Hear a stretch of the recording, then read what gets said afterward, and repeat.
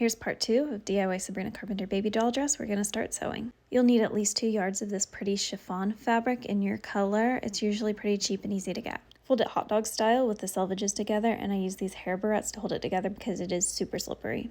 Our back panel, we're going to cut on the fold, and it's going to look just like this when we lay it on the fabric. Lay it out and cut it out, but be careful because it is super slippery. Here's how I lay out the sleeve and the front. The front is not going to be cut on the fold, so we're going to have 2 pieces. And then the sleeve usually just fits in this little gap, although it may not if you're going bigger. Here I am cutting the front into 2 pieces because that's how we're going to get it on. If you haven't sewn with chiffon before, it can be really finicky, so do look up a couple videos on how to use it. Now in total we have 5 pieces. We have 2 front pieces, the big back piece, and 2 shoulder pieces. At this point, pin your 2 side seams together.